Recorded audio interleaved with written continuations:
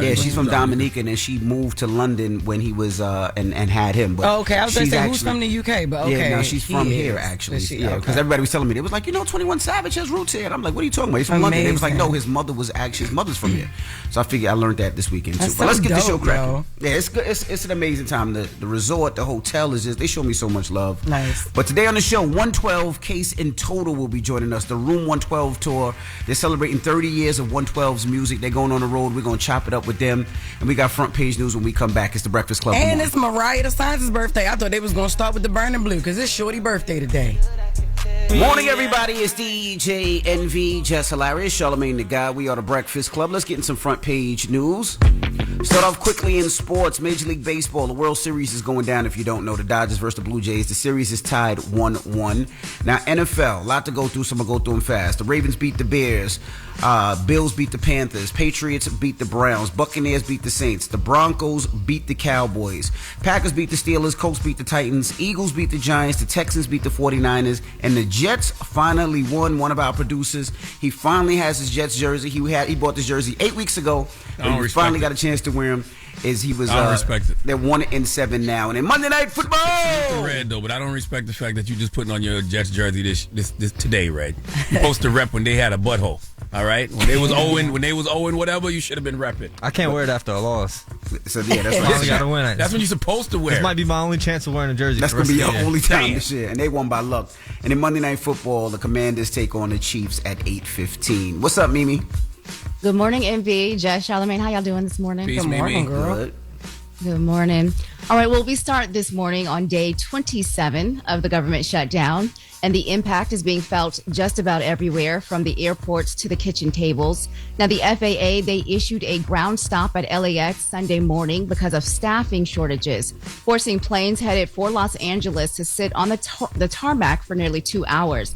Now, flights into Newark, Chicago, and Southwest Florida were also delayed, part of a ripple effect spreading across the country.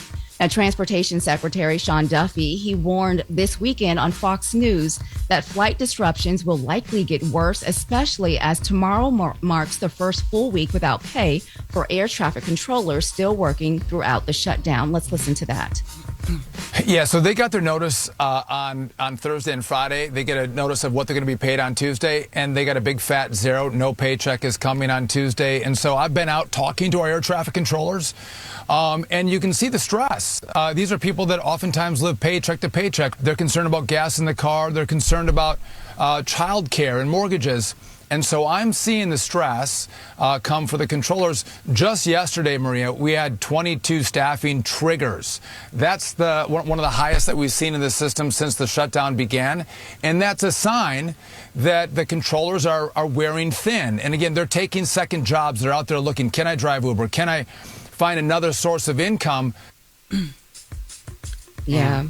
Yeah, people don't realize how ugly it's about to be, man. You saw this weekend, too, the USDA said they can't use emergency funds for food stamps, so it can't use contingency funds to pay for food stamps during the government shutdown, and states won't be reimbursed if they cover the expenses on their own. So it's about to be ugly. Yes, it is. Absolutely. And on top of that, the FAA, they're already short 3,000 air traffic controllers, and many that are on the job without pay are already working mandatory overtime with 6 days a week without pay. And as you mentioned, Charlamagne, it is not just limited to the airports. The Department of Agriculture, they did just post yesterday that SNAP benefits will stop November 1st. And that's the program that helps about 1 in 8 Americans put food on the table. So, the White House, Democrats, Republicans are pointing fingers at each other. Meanwhile, the American people are suffering. Only thing I can tell y'all, man, like I'm an ambassador at the food bank in Harlem. I do work with the Hope Center in Charleston, South Carolina as well. Find a food bank in your local neighborhood, and if you got a couple extra dollars to donate to them, do it, because a lot of these people who rely on SNAP and these other benefits, they're going to go hungry, and they're going to be relying on food banks. So please donate to your local food bank. Yeah, it's going to be nasty, and the trickle effect is really going to hurt not just, people eating, but people's businesses as well. Like, you think about it, even we were at homecoming this weekend, and I was talking to people, and it was like they might not be able to afford to go back to school because a lot of the military is what, Hampton is based off of, is military. And it was like a lot of people won't be able to do a lot of things. It's going to be nasty, man. Yeah, definitely a ripple effect. All right, and lastly, the Trump administration, they are sending election officials to monitor polling sites in California and New Jersey. That's coming up ahead of the November 4th special election. Now that oversight isn't unusual, but this time is drawing attention because of what's on the ballot, Proposition 50 in California. That's the state's redistricting measure that could shift political power in Congress. Democrats call it a political intimidation tactic meant to discourage turnout, but Republicans, they're saying, nope, it's just to monitor what's going on for transparency and ballot security. But we will see either way. Federal elections being monitored, showing up at local polls is the latest reminder just how electrically charged this election season is becoming. So we will continue to watch that. And a familiar change is coming back around, coming up at 7, and not everyone is a fan. We'll tell you what it is and why some people say it is time for it to go. All right. And everybody else, get it off your chest. 800-585-1051. How was your weekend? What did you do? Let's discuss. Get it off your chest. It's The Breakfast Club. Good morning. The Breakfast Club. Wake up, wake up. Wake your ass. This is your time to get it off your chest. Whether you're mad or blessed, we want to hear from you on The Breakfast Club. Hello, who's this? Yo, what's going on? This is your boy Dingo. What's going on? Peace, Dingo. What's up, Dingo? Where you been, brother? Man, just been trying to live life, brother. You know, just trying to maintain and hold down the fort and trying to just survive, man, with this government not helping nobody out. So I got to make it do on my own. But it's been good, though, man. I'm blessed. Can't complain. You know, I'm happy. I'm blessed. I'm healthy. So really everything has been great, man. So just wanted to check in. I'm always listening. So, you know, I just wanted to call in and say what's up to my people, man. It's been a minute. Hope you enjoyed your trip, Envy. Yeah, man, I'm still here now. I come back tomorrow, but yeah, I definitely am. Okay. I'm enjoying it. I'm enjoying every last bit of this weather in this nature island. That's what's up. That's what's up. Charlamagne, my boy, how you doing, man? I'm blessed, black, and highly favored. How you doing, King? Man, I can't even, like I said, can't complain, brother. I'm just happy I'm still out here making it now. Reason why I wanted to call here because Jess Hilarious. Jess Hilarious, you here, right? Yep. Oh my God, Jess, this is the craziest What's up, thing in the babe? world. It's crazy. This past week, Jess, you have been doing so great with coming into work on time. Oh my God. I have been clocking it. You have been here every day on time. I was so shocked. I'm like, dang, that's okay. Thank Get you. to work. Yeah, girl, because you don't have to be there. Girl, I love you, man, but you don't be at work, girl. Shut up, yo. Dang. But, hey, I'm glad y'all here. There's love when y'all here, but I just wanted to say that, Jess. I'm proud of you, girl. Keep coming to work on time. I love y'all. Shout out to, you know, all of y'all, everybody, the listeners, and just want to spread some love this morning, man. Y'all be blessed. Thank you, Appreciate Dingo. you, brother. Get it off your chest. 800-585-1051. If you need to vent, hit us up now. It's The Breakfast Club. Good morning. The Breakfast Club. This is your time to get it off your chest, whether you're mad or blessed. I hate the way that you walk, the way that you talk. I hate the way that you dress. Everything with me is blessed. Call up now. 800-585-1051. Not just me. I'm with the coach of Philly. Hey, who's this? This is Jay calling from Atlanta. Hey, what's up, mama? Jay. Get it off your chest. Okay, so I work for the FAA, and I'm constantly hearing about how the air traffic controllers are working without pay. I need our secretary, Sean Duffy, to come and talk to the SSCs and talk to those who are working in the regional offices, because we are working without pay. We are working to keep the NAS safe and efficient. So without the air traffic controllers, there's no air traffic control towers, and we build those. So our men are out, our men and women are out in the field, going from state to state, airport to airport, radar site to radar site, working to make sure that the airspace is safe. We are working without pay. We are working without any news or any hope of how we're paying our rent, our mortgages, our children's tuition. It's not just the air traffic controllers. It's everybody in the FAA who is forced to work without pay. Yo, who are in a position. I'm sorry? You do know they know that, right? Like, they know y'all working without pay. They know we working without pay, but all we're hearing is air traffic controllers. So it's making us think that, or making us feel that it's only one set of people that they're thinking about. So I just need them to come and talk to those who are working in these in the buildings and the offices, and just do a temperature check. Yeah, I agree with you. I just don't want you to ever think that they are not aware that they're not paying y'all. They are fully aware that they are not paying the TSA and they're paying. Yes. And it's sad, man. It's so damn sad. Like you said, it's mortgage, it's your car note, it's electric bill, it's gas bill, it's your kids' tuition. It's and it's the holidays. That's what that's what's going to complicate all of this even more. The fact that people got to think about, damn, is there going to be no holiday season? I'm not going to be able to buy my kids nothing. Listen, we took a temperature check in the office in a few states with our coworkers. We're not even thinking about Thanksgiving or Christmas. A lot of us already had conversations with our kids, and we told them, like, listen, it ain't gonna be no Christmas this year. Damn. Like, I already canceled my Thanksgiving plans because it's like it's no sight. You can't even see what you're about to do. So all of that is canceled. Like, we're not even thinking about that right now. That's crazy. That's a sad part, but it is what it is. That's why I'm doubling, tripling up on everything I already usually do. You know what I mean? Resources to the food banks. The turkey drives got to be, 2 and 3 times what they've been in previous years. Like, whatever you've been doing for your community, especially in regards to stuff like that, you really got to triple up if you got the means. And it's so crazy because when people do the turkey drives, right, sometimes, I don't want to say it gets boring, but people are like, oh, you doing a turkey drive? But now, you see how much a turkey drive will help. You see how much having those foods and those vegetables will help. Like, because people need to eat. Shut your doing nothing ass up. How about that? How about you that don't never do nothing for your people? Shut the hell up. All right. Absolutely. Hello, who's this? Hey, what's going on, Evie? What's up, Charlamagne? Good morning, Jess. What's going on, Rick? Peace, Rick. How what's you, up, brother? I'm good, man. Yo, Evie, it's good.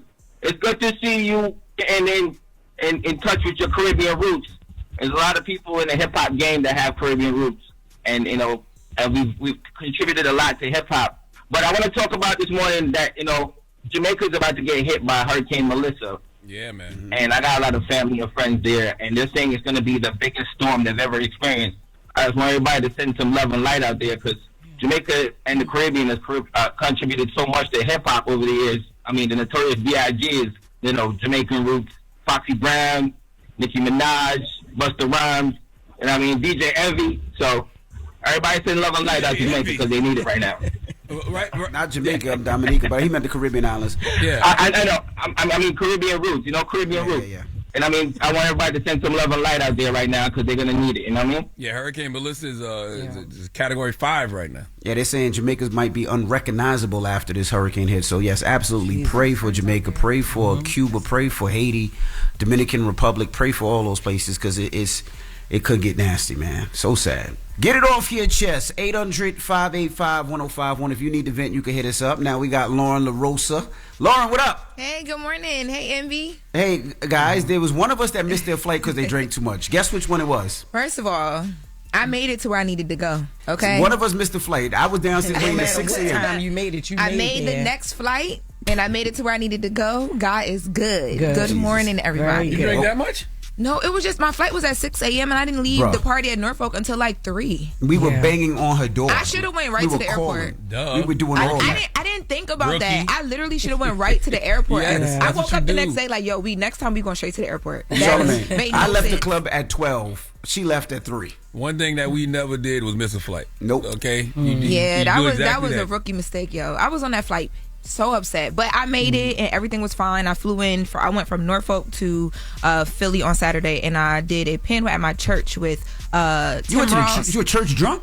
No, I was not drunk. No. I was very well fed and I was well rested and I was good. Nice. Okay. But yeah, so I made it. Thank you for trying to wake me up, though. It didn't work. Yeah, we tried. Yes. All right. Well, we got the ladies coming up. What we talking about? We do. Speaking of things, over the weekend, Versus went down. No Limit, Cash Money. There is a lot to talk about. The return of Versus. All right, we'll get to that next. It's The Breakfast Club. Good morning. The Breakfast Club. Loren becoming a straight fat. She gets them from somebody that knows somebody. She gets the details. I'm the homegirl that knows a little bit about everything. She be having the latest on this. The latest with Loren LoRosa. Sometimes she have facts, sometimes she have details, sometimes she have a little bit of everything. Well, it's the latest. On The Breakfast Club. Talk to me. So Versus went down in Vegas over the weekend. There are reports that there were over 30,000 people in attendance for the complete Complex Con, which is where Versus went down at. And Versus happened between Cash Money and No Limit. This was the return of Versus. Now in attendance for Cash Money, and if there's any names I missed and y'all saw somebody I ain't see, call them out because there was a lot of people. So Birdman, Manny Fresh, Juvenile, BG, Tamar Braxton, No Turk, and No Lil Wayne. You said Tamar Braxton like she was there with Cash Money. Like she was part of it. She was there. She was on the stage and she was helping out Birdman. Okay. You said Tamar before Turk. That's crazy. And no. You did. I said no. Turk wasn't there. I was naming people that were there. I know, but the fact you said Tamar before Turk. Oh my God. Okay. And then in attendance for No Limit, you had Master P, Silk the Shocker, Mia X and Kelly Price, Choppa, and Mac. Anybody else? And Tamar was on the, she was on Cash Money. Kelly Price was there with Mia X holding her down. Fiend wasn't there? I thought Fiend was there. Anybody you saw that I did not see, you're welcome to mention. There was a lot of people, especially on the No Limit side. Romeo was there, yes. Romeo was front and center. I'm sorry, Romeo. Yes, he was there. Romeo, an original little soldier. And Snoop Dogg popped out with No Limit as well. Surprised the crowd. Now, kicking off the verses, Cash Money kicked it off with 400 Degrees. Let's take a listen. Jesus. Yeah, straight out the gate. And then, if I ain't a hot boy, then what do you call it? And then No Limit returned their first song with No Limit Soldiers. Let's take a listen. Because I'm the hardest mother effer. A lot of them songs, y'all know we can't say certain words on the radio. So a lot of the songs we just, try to. I don't even know how you score that. I'm going to be honest with you. I don't even know how you score that round. How do you score 400 Degrees versus No Limit Soldiers? That's a tie. That is a tie. I don't know if it's a tie. I just don't know how you score it. They were both huge. It's not about huge. It's about cultural impact. Like, and they both had cultural impact. No Limit Soldiers was big, and 500 was big too. They both had 400 huge impact. I don't know. I would say 400 because I don't really resonate with the No Limit Soldiers. No Limit Soldiers. You never was like you wasn't outside in the club with No Limit Soldiers. But it's a different too. Because No Limit Soldiers was the 90s. That's what people forget. That was the late 90s. And I was born in 92, so I'm not even. That's you know a what I'm different saying? age group. That's what I'm saying. Well, there was a lot of back and forth of literally what you guys just did because they're going back and forth with the music. At one point, Birdman stopped and wanted to remind the crowd before he dropped his song that he started stunting. Let's take a listen. Fresh, can I say something, bro? I started this stunt. I started this jewelry. I'm the first with diamonds in their teeth. I'm the first with tattoos in their face. I started this stunt. Let's get it. Let's get Everybody it. Everybody push your wands in the air, man. Push your mother wands in the air. You know me, I don't need an introduction to this. Ride business on Philly, on Buzz. This on hanging wrist bangers, just start the streets on the top like a hot day. When Birdman said that, I thought to myself, oh, so you the problem. You the reason all these people got tattoos on their face and spending all their money on jewelry. Well, it just seemed like they was having fun the whole time. Like, yes, it was a lot of fun. And I had a friend on the ground for us because I wanted to know what the crowd was like. And he said even it was a party in the crowd, like people going crazy. There were people there dressed in the fatigue. So then Juvenile. It should have been in New Orleans, though. Las Vegas ain't deserved that. Definitely should have been. Las Vegas did not deserve that. I feel like the crowd wasn't as hyped because they didn't really know most of the songs. They didn't know the era. They were young kids at Complex. He said that it was very. I mean, we kind of addressed this before it happened though. He said it was very obvious what songs people knew. So like if Back That A Up comes, people are throwing it over. I didn't know. Back That Ass Up comes on. He said people throwing it over. They dancing with each other. Songs that people knew you really felt. But yes, the age gap did matter a bit. And I think they tried to do the best they could with the cameras as well. But he said that they had a good time. Now Juvenile comes back in with a Project Chick and no backtrack. The whole time Juvie is performing throughout the whole verses. Let's take a listen to Juvenile. Yo, that's how he performs all the time. I did a couple shows with Juvenile over the years. Oh yeah, like because they fuse the comedy shows with the hip hop or whatever. But like and nobody can out rap Juvie. Juvie still rap like back in the day. Love it is what it is. When the music go off, he's still going. But look, I want to mention even the entourage is like behind them. It's a bunch of young niggas, man. They was just on the phone like texting. Like they could have been hype. I'd have been putting everybody off the stage that was not hype. Jacquees was hype. You can't even see him. You know who Jacquees is? I didn't even see him. I saw Jacquees and Juvenile's son. They were hype. On a No Limit side, I feel like they were all jumping and bouncing. Oh yeah, them OGs. Yeah, they were good. But I get what you you're saw saying. that, right? Like it was like they was on the stage texting. Now, we're gonna have to bring this back in the next hour because as they closed out the verses, Birdman gave a speech of sorts that Now Turk has responded to. I don't care about the drama. Listen, it was too short. I'm not done yet. All right, I'm not done yet. It was way too short. It was way too short. It was way too short. But before we get out of here, I wanted to play Mia X responding to Project Chick with Freako because we didn't play any of her. Oh yeah. Let's hear Mia X. Dropping the clues bombs for Mia X.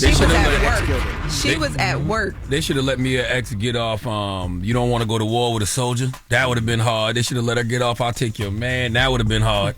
Mia was dope though. Mia always was a show stealer, a song stealer with features. But they should have let her get off those two records. I feel like a lot of people got to meet her because of this versus too. Absolutely. There was a lot of people that didn't know how dope she was. I saw LeBron post about her too. They've been sleeping. Yeah, like there was a lot of people who got to meet her through this. I remember when that whatever that female list that came out this year, and I was like, one of the glaring omissions was Mia X, and everybody was like I was crazy. It was two. It was Mia X and Rod Digger. Absolutely. Yeah, right now I know Rod for sure. Yeah, but I was introduced to Mia through the verses. So, yeah. How you ain't play Bout It? You played number one stunner, but you ain't played Bout It. Look, we got to pick and choose time here. We got more. We got 10 audios a day. It was a lot of music played at this verses, and it was too short. It was too short. It got 10 rounds. Yeah, it got to the point where they could much only music play they left on the table between both of them. Yeah, yeah, they could only play one verse from certain songs at a certain point. So it's rules with the verses like that. Like you can only play. A verse from this one was 10 and 10. They only allowed 10 and 10 I wonder joints. why. I didn't know that. I don't know. I know that the Clips had a performance after the verses ended at Complex Con. My friends stayed for that as well. So I don't know if maybe they were just trying to fit it into a certain time slot. But if so, they probably should have let them close out the night so they could have had a bit more time because it was. Y'all feel like this was forced time wise? Everybody was Last ready night for was this like too. That too. It was it was a lot of hype built or around Saturday. it You ain't get wobble. You ain't get how you do that. You ain't get. I mean, I know you probably couldn't play, but you should have played Mystical, the man right here. Mystical, here I They go. didn't even get Mystical. Mr. Womp. Mystical wasn't there. No, they Lil didn't. Wayne, Go DJ, Juvenile. I got that Lil Wayne fire. wasn't They didn't there. show up, and they played Mystical the one Lil wasn't Wayne there. song, and people just stood around, and people were like, "Where is Wayne?" So like, Baby, what happened to that boy? Wayne Hustlers music. hell There was yeah. so He wasn't much gonna do what music happened to they that left boy. on the table. He wasn't Both gonna do what happened sides to that left boy, so but much music on the table. Yes. So we'll be back in the next hour. But yeah, it was great for what we got. All right. Well, that is the latest with Loren. Now, when we come back, we got front page news with Mimi, so don't go anywhere. It's the Breakfast Club. Good morning. Morning, everybody. It's DJ NV, Jess Hilarious, Charlamagne the Guy. We are the Breakfast Club. Let's get back in some front page news. Quick sports. If you're into Major League Baseball, the World Series is happening right now. The Dodgers won last night 5-1. They tied the series to 1-1. So when is Kendrick coming out to perform Not Like Us, man? When is that happening? Drake was at the game. I don't know if Kendrick saw him. No, Drake was at the game in Toronto. He ain't come to that game in L.A. No, he wouldn't do that one. He wouldn't do that. Now, in some quick sports, the Ravens beat the Bears, the Bills beat the Panthers, Patriots beat the Browns, the Buccaneers beat the Saints, the Broncos beat the Cowboys, the Packers beat the Steelers, the Colts beat the Titans, the Eagles beat the Giants, the Texans beat the 49ers, and congratulations to the Jets fans. You guys won your first game this year. They are now 1-7. One of our producers and bought up Red. He has his Jets jersey on. He bought it 8 weeks ago, and this is the first time he wore it. Why, Red? I just don't understand why. Like, you got to rep your team at all times. Like, I saw a guy yesterday wearing a Jets t-shirt, and I felt sorry for him, but I was still happy that he was repping. You know, yesterday I had a Jets hoodie on in the first half, and I saw how bad the game was going on. I turned it off. I stopped watching. Damn. And I saw the win. I was like, oh, man, I finally wear my jersey. Now tonight in Monday Night Football, the Commanders take on the Chiefs at 8:15. What's up, Mimi? Good morning, MB, Jess, Charlamagne. How y'all doing? Blessed, Black, and highly favored. How you doing, Mimi? Good, thank you. All right, so this morning we start this hour with developments of the Hurricane Melissa, now a powerful Category 5 storm packing winds of 160 miles an hour. Now, Melissa is expected to make landfall in Jamaica early Tuesday before moving onward to Cuba. Now, Jamaica, they are already seeing heavy rainfall, tropical storm conditions, and forecasters warn of catastrophic flooding, landslides, and destructive winds as the storm moves ashore. Now, mandatory evacuations are underway in low-lying areas. Airports are closed and emergency shelters are open across the island. Now, Cuba is also under hurricane warnings as officials there brace for impact late Tuesday. Now, the storm, it has already taken a tragic toll in Haiti and the Dominican Republic. In Haiti, landslides triggered by Melissa's rain have killed at least 3 people and damaged hundreds of homes. And in the Dominican Republic, flooding has cut off water to more than 500,000 people and forced evacuations as the storm barrels through northern Caribbean. So we'll continue to watch this. So sad, man. Absolutely. And moving back here at home in Pennsylvania, where what was supposed to be a weekend of celebration turned into tragedy at one of the nation's oldest HBCUs. Authorities say 25-year-old Jawan Jeffers of Delaware was killed in a shooting on the campus of Lincoln University late Saturday night. 6 others, all between the ages of 20 to 25, were wounded but are expected to survive. Now, the shooting broke out just after midnight during homecoming celebrations outside their International Cultural Center. Chester County District officials say they believe the violence was not planned but erupted spontaneously. Let's listen to that. Investigators now are operating under the strong belief that there were multiple shooters at this event. We're operating under the belief that the shooter or shooters in this case did not come here with a specific design to cause a mass casualty event. And so we're treating this as a shooting that broke out in the middle of homecoming weekend. Well, one man, it is. One man, Zacchaeus Thompson Morgan, also from Delaware. He has been arrested and charged with carrying a concealed firearm without a license. He's being held on $25,000 bail. Police haven't confirmed whether his gun was used in the shooting. Now, witnesses say it was a chaotic scene as crowds scattered in every direction. Let's listen to that. And then next thing you know, another stampede coming, but it was just like, run! Like, it was like more like, you felt it in your spirit, like, something was something was happening that wasn't good. So I started running, and then next thing I know, people getting shot. As soon as I walked here, and I heard like 5 gunshots. 5. And they said somebody got shot in the head. We heard them, and then everybody just started running. You know how people are, like, as soon as you hear them, there's nothing to do but think, run. So, yeah. So sad. You've ever been you've ever been to a homecoming celebration? It's just like the crowds and just chaos. They said chaos erupted with people just running everywhere. Yeah, and like you said, if you ever been to homecoming, especially HBCU homecoming, that's one of the safest places to go. There's never another reason to bring a weapon with you. Like it's always love. It's always love and having a good time and celebrating school and school spirit and just catching up with friends. And sometimes homecomings don't just bring alum, but it's never a place to bring a weapon. I've never felt unsafe at a homecoming. Ever at all. Well, officials are asking anyone with photos or videos to contact the FBI tip line. Classes at Lincoln University, they have been suspended today, and they say counseling services are being offered. And meanwhile, just a few hours away in D.C., another shooting taking place near the campus of Howard University. Police say 5 people were shot Friday night near the campus. Police say none of the victims were Howard students, although one does attend Morgan State University. 2 suspects are in custody, but authorities haven't released their names or said what led to that violence. So that's crazy too. Salute to anybody that went to a HBCU homecoming this weekend, and condolences to anybody that lost somebody, man. I hate when you see something like a homecoming, and if you ever bring to a HBCU homecoming, you know what that love is. You know what that love feels like, whether it's a 80-year-old alum to a 19-year-old student. It's just so much great vibes and great feeling. Like, you never want to see this. You never want to see that. Absolutely, Envy, you're right. All right, and so we talked about this earlier last week. So while police paste together what happened overseas, investigators are solving another type of crime. I'm talking about the one that we talked about with that jewel heist at the Louvre Museum. Well, this morning, 2 men are under arrest. French prosecutors say the suspects were taken into custody Saturday night. One of them were caught trying to board a flight to Algeria. Now, both men are in their 30s. They were already known to police. Investigators say DNA evidence left at the scene helped identify one of them. Officials haven't said whether any of the stolen pieces worth an estimated $102 million have been recovered. But we talked about this. The heist took less than 8 minutes. They used a crane. They cut through glass, smashed display cases, and escaped with priceless crown jewels linked to France's royal family and the Napoleon Empire.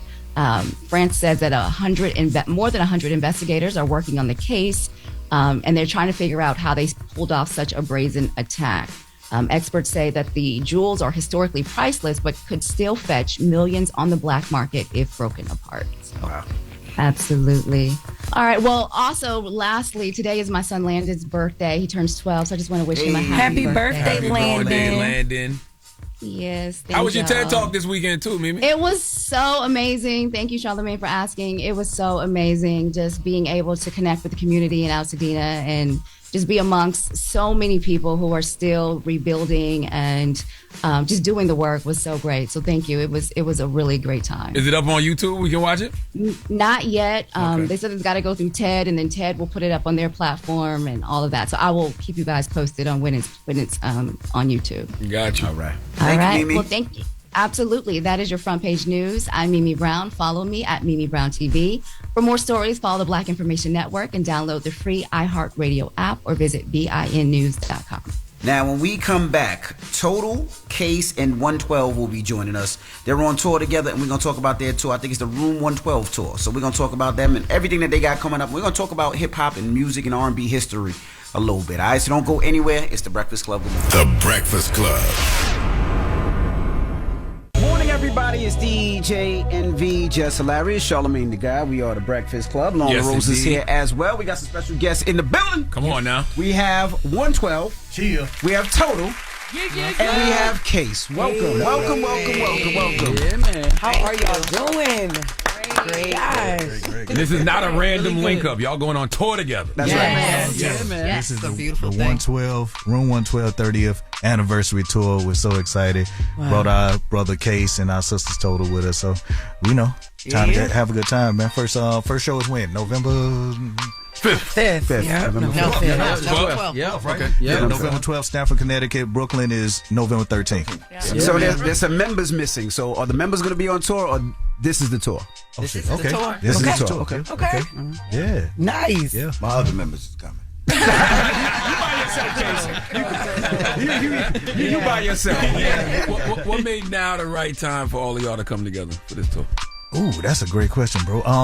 Honestly, man, it just felt right. It being 30 years, us being in the game. So, it just made sense for us to just get out there and just show the fans that we really appreciate what they've been doing. Been rocking out with us for the last 30 years, man. So, we're really excited about it, man. Like, we're managed, Total and 112 are managed by the same, crew. So, of course, that was an easy, decision to make with that. And then Case, being that's the bro. Yeah, that's the bro. You know what I mean? And all of us having that catalog is definitely, we wanted to bring back that 90s nostalgia. You feel me? So Absolutely. And all y'all can still sing.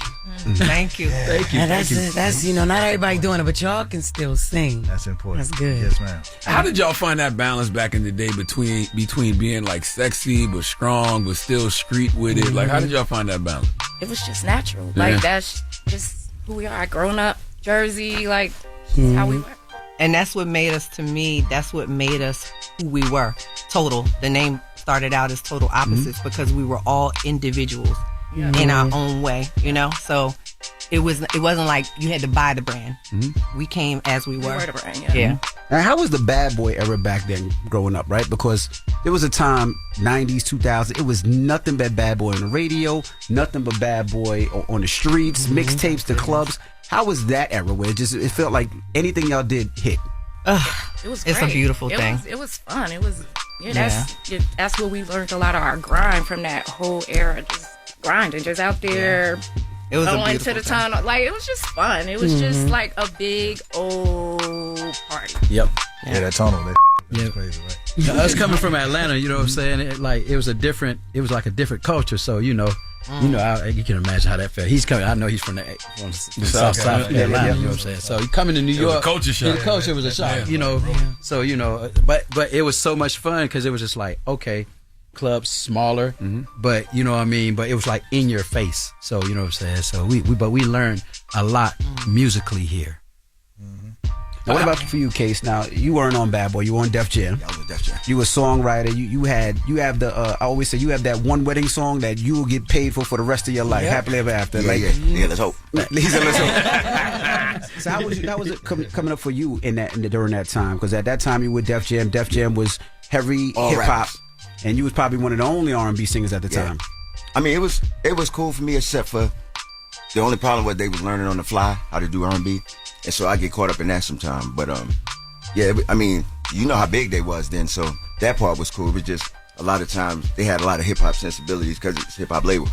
But one of the things that helped me was that I was the last artist that Russell personally signed to Def Jam. So I could always call him and be like, yo, I can snitch. Did you know them records was gonna be so timeless, like Touch Me, Tease Me, Happily Ever After? I didn't know, but that's what I always wanted to do. Like, I never wanted to make like trendy stuff. I always wanted to make music like my parents would listen to stuff from like 20, 30 years earlier, and they would have me doing it. And so my thing was like, if I could do that, then I'd be happy, and then everything else would fall in line. You worked with Mary J, Beyonce, Foxy Brown, Usher. Who else? There's a bunch of people. LL, Ghostface, Genuine, Tyrese, Jam and Lewis. I felt like Def Jam didn't treat you like a regular artist, right? With Total and 112, I would see them out in the club. Like Bad Boy would have them out. Def Jam artists, Def Jam would have them out.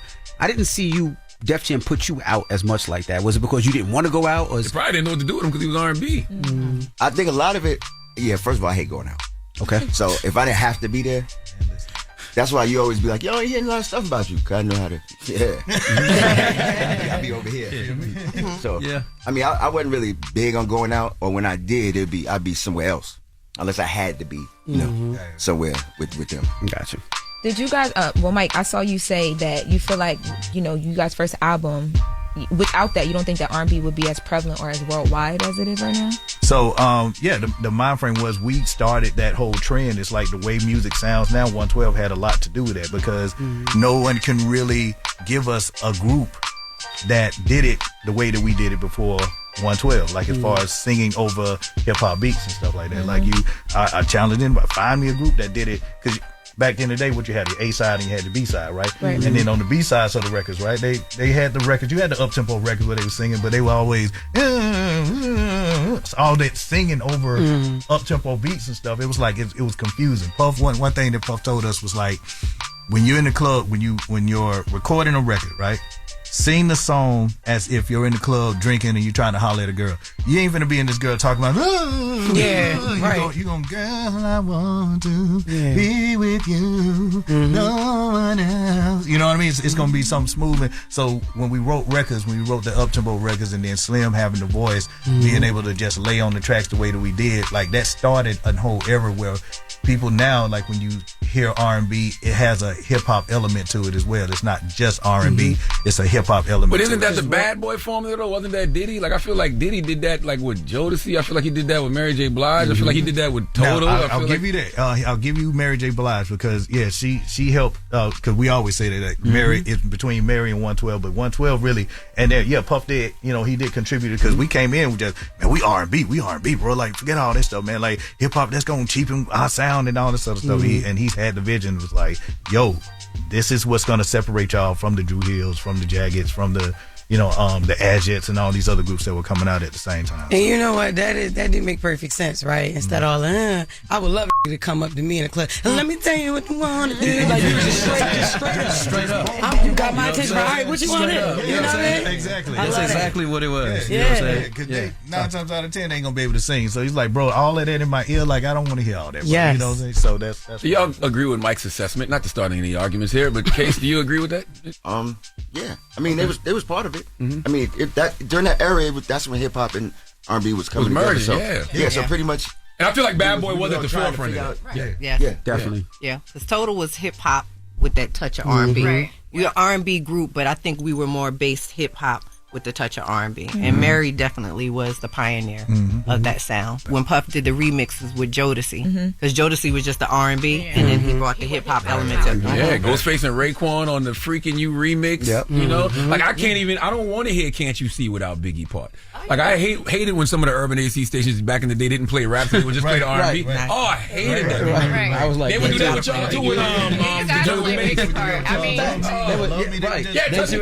places where I would go perform. That's so facts. On that record. Right. Crazy. Really? Right. Yes, because they didn't want some. A lot of urban ACs didn't play the rap. That's true. Yeah, you got to play the record. Wow. Yeah. So how did y'all sign to Puff? When did y'all meet Puff and Puff was like, this is the group that I want? How did that start? Because it's the first time you got something. We met Puffy through Kathy Dukes. Puff is her son's godfather. Okay. Kathy, one day when we were introduced to Kathy was like, I would love to represent y'all, manage y'all. So we riding. Kathy was like, y'all gotta always be ready. Yeah. So she pulls up, she goes upstairs, she's like, I'll be right back.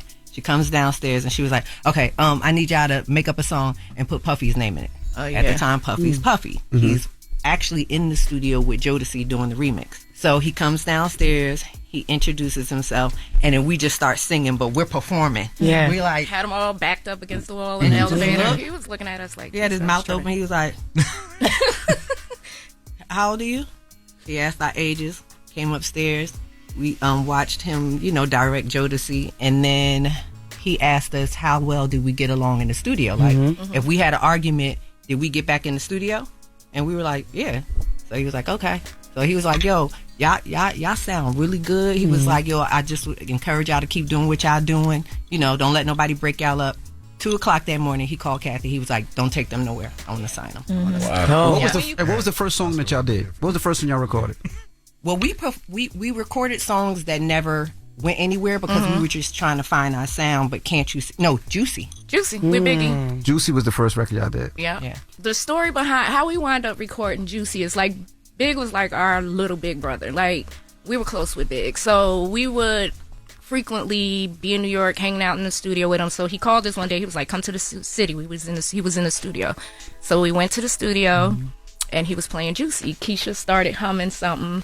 Biggie was like, y'all should go in there and put that down. So he, just gave us some words or whatever. And we went in there and we put it down, and Puff had us come back the next day and do the One More Chance song. So that's how it started. I did One More Chance too. Say feature in total. I never knew well, that was because it was or Juicy. I never knew that. Yeah, That's there's an original One More Chance. The one on the album is different from the one hip-hop Faith and version. them. Yep. With the voicemail in the front. Yeah. We need to work on that. Juicy. Yeah, it says it now when you Google it, but I assume that it wasn't necessarily supposed to been a feature for Biggie because it was his first single and stuff like that. So yeah, and we were I don't new. think it, we were new. I don't think it was something that just happened. Like we was in the studio and we got in trouble. It was our manager was like, "Don't do that no more." But I just think they didn't plan for it to be Biggie's first album to have a feature on it. Did y'all get writing credits for that or no? No, because Big wrote it. I'm be honest with you, I didn't know y'all was on Juicy Y'all One More Chance. I didn't know that. We know those records verbatim. The One More Chance Dirty version is like one of my favorite records that's ever. us. Wow. Hold on. And Can't You See? How did Can't You See come together? We just came to the studio and the track was playing, and we were like, "Oh snap!" And then Terry Robinson. What was the group that Terry was on? The girls, Terry Robinson. She's so incredible as far as songwriting. And she came, she was like, this is what it is. Okay. Verse. I like that verse. She liked that verse. Like that verse. We went, recorded it. Nice. And it was what it was. Was Big already on it? Or no? No, Big wasn't on it. He was in the studio. And then he came in and laid it down. Yeah. It's crazy. Wow. That's crazy. Yeah. Did y'all enjoy the moment of the 90s? Because when I look at y'all, it's like y'all are like mythical figures to me, right? Like, you know what I'm saying? Because y'all defined not just a genre, but like y'all were the soundtrack to our lives. Did y'all really enjoy the moment? Yes. Oh yeah. Yes. Absolutely. Yes. We had a lot. We had fun. Yes, sir. Listen, when they said Bad Boy was in the building, bro, it was a different. I mean, we were on a high. Yeah, I mean, you couldn't ask for a better label, and a place to be, and especially like aspiring artists when this is something that you dream of doing, to land on Bad Boy. And we remember the time clearly when Bad Boy was everywhere. Bad Boy. It was nothing to just walk in a club or walk anywhere and just get that love, admiration, and respect. Like it was. We wearing black great. leather. The world wearing black leather. You know, we wearing the headbands. Everybody's doing headbands. Like we were. It was deeper than the music. You know what I mean? It was like there's a full blown culture, family unit. Culture. Yeah. It was a movement. And we loved each other. Yeah, genuinely. And we still do. Go in each other's sessions. Still do. Go support. A lot of ways how the record got together. Like like we tell the story of how we were on Big's. Like if you listen to Life After Death, right? 112 is all like Big. He shouts us out throughout that whole album. That's because we were in the studio with him. Like so, Daddy's House had the Neve, the SSL, and the pre-production room, right? So 12 is in the pre-production room. Junior Mafia Big is all in the Neve room. C's come out and says, "Yo, Puff, Big want to holler at y'all." So we go in there. From here up, weed smoke. right? So we can't see when nobody's at. So we feel around. So Big is just sitting there, right? And we use this all. We use the word genius. We throw the word genius out a lot, but this is true definition of genius, right? So we walking in. Big sees us, he say, yo, what up? And that's it. He says nothing else, right? So everybody else, Junior Mafia, they moving around, everybody's laughing, everybody's smoking, having a good time, everybody's drinking. 12, we baked out our minds because we don't smoke. Y'all ain't smoke. So we baked, right? So around 2-3 hours later, Big's like, yo, I'm ready. And the engineer's like, ready for what? So dude gets up, going to the booth and does, I got a story to tell. Wow. So the part with my 112 CD blast, because we were in the room with him. So he's listening to everybody's story. He's listening to Junior Mafia tell that story, 112 tell that story.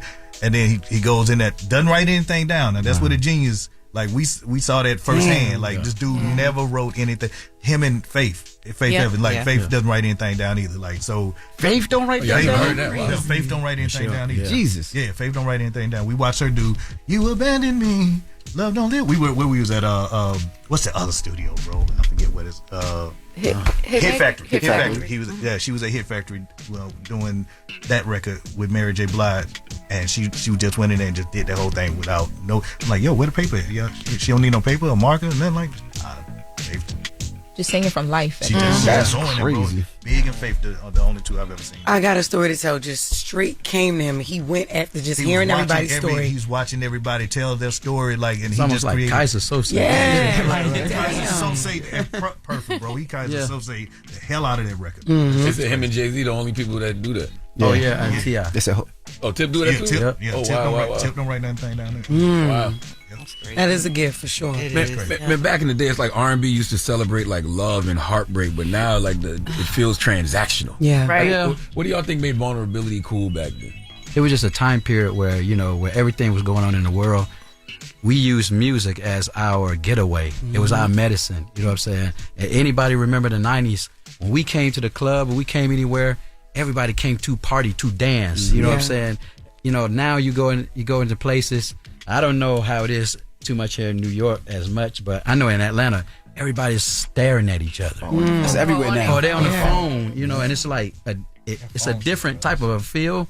So, so unless it's homecoming. If it's homecoming, alumni, okay, now that's true. But regular clubs is. But even when you say that, the alumni, it's us, and they're cranking it up. You know what I'm saying? So, yeah. Back then, R&B was it was more hyperbolic. You know what I mean? It was. You know good and damn well we're not climbing no highest mountain, swimming no deepest sea, but we gave you the most of us don't know how to swim. You feel what I mean? So, we're not doing all of that, but we gave you the impression. We sung it and made you believe that was possible. Anything was possible. And nowadays, man, it's just it's different. The music is too. And we came from good music from our parents. Yeah, exactly. That's what I was about to say too. I think the other thing that did it was hip hop became more hyperbolic. Definitely a good word for that. But when it merged with R&B so much, it became not cool to have feelings. But I guess that's how people felt. And then the strip club culture got involved when it, so everything is that. And I always say that, like, with everything that's going on in the world and people's lives, you gotta be able to sing about something more than threesomes in the strip club. Like, there's something else going on. Absolutely. You know what I'm saying? Facts. And nobody really does that. Well, I won't say nobody, but a lot of the music doesn't have that no more. They don't have the feelings. They don't have the vulnerability, like you said. It's all trying to be rappers. Basically. All the singers trying to be rappers. And a lot of that is technology. But it's so crazy though, because even the rappers back then, most of the rappers back then, we loved them because they were vulnerable. You love Pac because he was vulnerable. You love Big because he was vulnerable. Love Kanye because he was vulnerable. Yeah. How do y'all balance egos? When you're dealing with three legendary acts who all had their individual moments. Yes. It's a respect level. Yeah, you know what I mean. It's like because I'm actually fans. Yeah, of fans. I love that. And I know it sounds cliche or whatever, but it's the truth. And we so often we don't tell the truth. We get in this type of form or whatever, but we are genuinely like. Total was our first pick to be on this Room 112 tour. Case was our first pick to be on this because Case, his catalog, we just spoke about his catalog, ridiculous. Total, ridiculous. 112, ridiculous. And we wanted to bring back that 90s nostalgia. you know, and just bring back that whole era of I knew where I was when I heard Only You for the first time. Oh my God. You know, I knew where I was when I heard Cupid, when I heard I'm Missing You, or when I heard Can't You See for the first time. Like, I remember where I was when I heard these records. Now I'm supposed to be where I was at when I heard that. I wasn't supposed to be doing what I was doing. But I think that ego is healthy on a tour, especially like this, because you have to, if you use it the right way. Like for me, it's like, okay, I'm gonna try to kill everybody, and then they're gonna feel the same way, and then the fans are the one that win, as opposed to people who just go up there and don't care. You know, ego, like I just got to check. We come from that. Yeah, you got it. That's what I'm saying. You got it. We come from that camp. We go through our tour and be like, yo, total 112 just killed y'all. What? And that's how you gotta do it. That's how you gotta do it. That boy used to threaten us all the time. Friendly conversation. Yeah, and that's the best, because the only people that win is the fans. Was there ever a low time for y'all? Yeah, it definitely was. I think for us, the resurgence of the '90s, you know, was something that was what we appreciated more than anything, and that happened about maybe almost like 6-7 years ago. Yeah, it was like the pandemic. Around that area. You didn't know when you didn't know what the state of music and how the industry and how we were going to perform was going to be. Remember, everybody started experimenting with the whole, taping, and then. Video, it was just I thought we were gonna it's gonna be that, so much gratitude now to see it for where it is, and we feel like it's a blessing that of all the eras they chose to pick, they picked the 90s. Right. You know what I'm saying? So if I had a time machine, I would want to go back. I really want to experience it in New York. Like, man, you would have loved. You laughed at me. That was crazy. I said that one time. You laughed at me. Go back in time. I just feel like the time that you guys were like the top. It was such a good time here. It doesn't seem real. Like when we hear the stories or. Like, I've been just sitting here listening to y'all talk about just walking in the studio and Biggie's just there, and I can't imagine being young and just being like on top. Yeah, like in that time. But you're working so hard that you don't even realize it. You know what I mean? Like you don't even realize what it took us to step away from it. And okay, we can use it as our downtime. And say that was a time for us to go back and look at it and say, man, we did more than just sing. We contributed to a culture. Like we are part of history. We're part defined the culture. So that was amazing. It's looking at it now, being older, like you're looking at it now, because my kids now they're going back and they Googling like, Dad, y'all did Peaches and Cream? That's you. Look at the video, bro. That's me. That's you, Dad. My kid, no, because I don't go around. I don't go around. Hey, look at Mike from one time. I don't do that. I like they grew up as normal as I hoped I could, because I could teach them to be, because it's such a mental strain that the industry takes. Like it gives, but it also takes. You know what I mean? Exactly. And one of the things is the lack of the mental health that comes along. You know what I'm saying, with that, because you're inundated with all of this.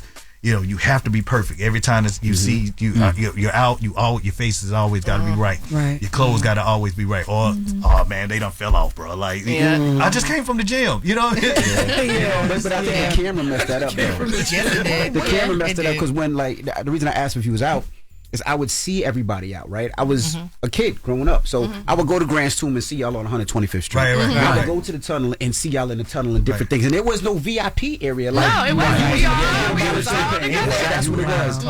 And it gave you a connection with an artist, but there was no phone, so it was no I'm taking a picture. Right. There was no. The only thing that you would possibly do if you want, and nobody wanted to look corny, but you might ask for an autograph, but nobody wanted to come to the club and do that. So it gave you you enjoyed the moment, and I feel like people are not enjoying the moment now. I did that with Beyonce's tour. Man. And I'm like, I never ever went live on Instagram. And I wasn't expecting this. Beyonce came out and she just started speaking. I'm on live. I'm like, I'm on live, y'all. This is B. And she started speaking and I started crying. I was not expecting it. I was like, okay, guys, I gotta go. Literally, I might have been filming for like 10 seconds. You gotta be in the moment because it's an experience. You know what I mean? But watching it back is not the same. No, it's not. I want to ask Keisha and Kima, back in the day, what made y'all decide to go up to the radio station and press Wendy Williams? Like, what did she say to y'all that caused y'all to say, we got to go see her? Were you there? No, hell no. You way were before gone my already. time. No, way before my time. Okay. That was the 90s, right? Yeah. Yeah, that was but the it was, night. I think, yeah. Were you there? Were you looking out the window? Were you the one that runs in the window? She just, and she was playing with our money. She just was disrespectful. Yeah, and we had she already called us- sent a warning. Yeah. And then she just kept saying, like, first Wendy was just like, "Oh, She y'all called us can't some broke sing," and then we bitches from came the up. project. We came up to the radio station. We sang. She was like, "Oh, we sang a cappella." She was like, "Oh, y'all can sing." Then it was that. Then it was just like, "Oh, they're Jersey, and I hear that they can't pay rent and they can't pay their rent and stuff." And we were like, "You know what? Enough is enough." Because at that time, that's all she was doing. It's like, listen, when we get these opportunities as Black artists, we gotta uplift them and talk Yeah, more why you about the tearing us down? positivity that they do, right? Instead of you give a moment, a blitz of something that they did positive, and then something that happened negative. You playing that all day. Yeah, so we were just like, enough is enough. Kima was like, Puff, can we go up there? Period. Because I didn't, I know politically we would have been in trouble if we would have just went up there. So we asked permission, Yeah, and he Puff didn't was say like, no. I'm tired. So we He did. was like, go ahead. It was like, Wendy, what is that you had to say? Right. And she was like, well, no, talk that stuff right now. And then her husband at the time, security, he had said something to our security like, come on, man, come on. And she ran to the car. She got in the car and stuck her a middle finger up out the sunroof. Out the sunroof. And then we never heard no more from her. No, she just tells the story. You say y'all sent her a warning. Was y'all the one that sent the fish? No. What fish? I don't really want. She was a deaf chair. Oh, I don't boss really sent want- the fish. Boss sent. Boss Oh wow. Boss sent that dead fish in the mail. Yeah, somebody sent the dead Lugo brought fish in some the mail. seats with the fishes. Yeah, he said that. She said that dead. That was Boss that did that. Guys, rest in peace to Boss too. I was on deaf chair. And it happened around the time when I had just signed and I just met her. Shout out to her too. She passed a few years ago. But yeah, I didn't even know about that. Wendy used to. I can't say nothing about Wendy because she would find out stuff about me, but she would call me and be like, look, this was I'm hearing. And she would send me the faxes. I don't know why she looked out for me. I'm glad she did because some of it was dead on. Nah, I hope not a crush on me. Right. But the reason I missed that era though was because y'all was able to pull up on people. Nowadays people just be in their basement behind the computers talking crazy. You know what I'm saying? Yeah, that's the worst. Internet though. The keyboard bullies. Yeah. Got so many questions, Can't but I know wait. you gotta go. We appreciate Yeah. it. I just gotta ask one more. I'm sorry. Yeah, go ahead. The No One Else beat. Were y'all confused when y'all first heard that beat? No. No, because there was snares all over that place. We did not know what was going to be put over it. Okay. Because that was Terry Robinson. It's like, how are you going to write over this? That's what I said when I heard when that. we heard it, we went crazy. Yeah. It's one of our favorites. I love It the hit so remix. hard. The remix. Oh, If we yeah. could just get all of those acts on the stage one day, we're going to stay hopeful. Yeah. Round It is. What? That joke was crazy. All right. Well, thank you guys for joining us. 112 Total Love y'all Case. for Get your having tickets for us. tour. Y'all get them tickets, y'all. And it's the Breakfast Club. Good morning.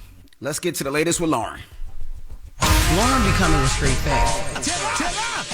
She gets them from somebody that knows somebody. She gets the details. I'm the homegirl that knows a little bit about everything. And She be having the latest on this. The latest with Loren LoRosa. Sometimes she have facts, sometimes she have details, sometimes she have a little bit of everything. What was the latest? On the Breakfast Club. Talk to me.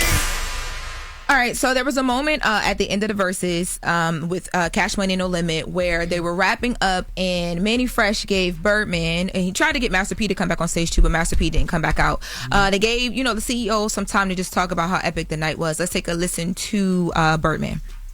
This started with me and my brother Stunner in a little small ass house, and we knew we was gonna change the world, and we changed the world. Cash Money forever, you heard me? When I met Blood, I just was trying to do something different in the game. I had started this young, trying to get some money and not be in the streets. I met BG, I met Wayne, I met Juvie, I met Turk. Shout out to Turk, you little you ain't here, but you. We gon' with you and we won't with you. Don't go off script. Cause we lost a lot of soldiers. Cash Money ain't gonna never die. Long as I'm alive, Cash Money ain't gonna never die. Shout out to my NBA young boy, NBA rich gang, who don't like it. We with all the bullshit. If you ain't with us, you. Yeah, so that's how they close it out. Now, Turk has since responded, and actually Turk was hosting a watch party for the Verses in Houston, and he was live on his YouTube channel, and then he did a follow-up video where he was talking directly to Birdman. Let's take a listen to Turk. Birdman, I didn't think you dissed me or none of that, but you did put a 10 on a 1 with it, you know what I'm saying? You say we with you when we won't. That's all the way wrong. Y'all can't with me when y'all won't. You know, y'all can with the fans when y'all won't. Because at the end of the day, y'all not stopping my bag. I can't control what nobody else got going on. So I don't trip about that. You ain't gonna see me going off. Nah. The fans not getting what they supposed to have. If it wasn't for the fans, none of us would be who we is. You put the bag up, but it wouldn't be no situation if it wasn't for us all putting down and doing what we do as a whole. Everybody contributed. I have accepted what it is. When you spoke for y'all. Turk is absolutely correct. You know what I mean? What Turk said is true. It's all about the fans. And Turk, he also said something like the reason Wayne wasn't there was because Wayne said if all of them aren't there, he's not coming. Yeah. Yeah. If that's the case, Birdman should have swallowed his pride and let Turk be there because nobody is bigger than the program. And a lot of people were disappointed that Wayne wasn't there. And I saw people criticizing Wayne for not being there. But if Wayne is standing on the fact that I wasn't there because it's not all of us there, I respect it. And Turk is 100% right. Yeah. And he also, Turk also in this YouTube video talked about the fact that, because he had said in an earlier live, which is the one that you're talking about, Charla, that he felt like No Limit won. And people took that as like shade. But he explains it here. And he says that he feels like they won because of them being able to get together. Let's take a listen. I feel like last night, man, the fans lost. A lot of people try to make things be about them. I read when the fans be, man, keep your head up. Do this. Keep going. We rocking with you. That shit mean a lot to me. I went did almost a decade in the penitentiary. And you know who stood down with me? It was my wife and my fans. People got to understand, bro, that if people lose, it's the fans, bro. I feel like No Limit came and they did what they needed to do for the fans. And to me, that's why they win. You know, they put their differences to the side for the fans. Yeah. So, I mean, look, hopefully, maybe one day that'll happen. They'll get it together. Because when I did see them in New Orleans and they were all together, it felt really, really good. And you could tell that they were all happy to be together, including Lil Wayne. So yes, that is. But people forget this is a celebration of music. Versus, it's a battle, but it's also a celebration of music. And I think I'm a fan. I would have loved to see them all together and really performing all those songs together. But that's why what Turk said is true. It's all about the fans. And that's why it's 3 big questions for me from Versus. Why was it so short? Right, because the fans definitely got gypped from that, only being 10 rounds when it's usually 20. Yep. I want to know why wasn't Wayne there officially, is what Turk said true. Why wasn't it in New Orleans? We know, because Complex Con wasn't in New Orleans. Yeah, and you said it's a celebration of music, right? So was not playing Mystikal's music intentional? Because Mystikal's music was a big part of No Limit. And if it's just a celebration of music, we should be able to play the music. But he wasn't there to perform, right? You know, I mean, it would have been odd just to play his music kind of when they played a Wayne's record. And it was odd. It was so weird. It was crickets and people were like, wait, it's happening right now. Probably because the Millie didn't fit the vibe. I'd have played Go DJ. I really... You know what I'm saying? Go DJ would have fit that vibe better than a Millie. And Manny Fresh could have rocked out with that a little bit more because it's like they played it and they all just kind of took an intermission because they didn't have any other choice but to. But I'll get an answer to those questions. Millie is a bop though. That's crazy. Anything Wayne is about. And that's why to me I'm like, man, like people would really want to see all y'all together. It's like it's history, but also it does feel like more of a celebration when you see them all united and on stage together. As we wrap really quick, I did want to shout out Brandy and Monica. They returned back to Chicago. They were able to fully get through the tour this time. They brought Maya out on stage as well. Yeah, and that was everywhere as well too. But we have Brandy apologizing to the fans in Chicago for the last time when she would, she had to leave the stage. Let's take a listen. We love you guys from the bottom of our hearts. I just wanted to take a moment and apologize. I have to. I wasn't feeling well and I just wanted to apologize, and I'm so happy to be here, and I never meant to upset anyone. Yeah, that's all. Y'all give it up one more time for the Brandy. Now, was that a scheduled stop, or did they go back because she left I think early? they went back, right? Because they were done their shows, weren't they? No. That the weekend that we covered was their first weekend. I'm saying that they were done in Chicago.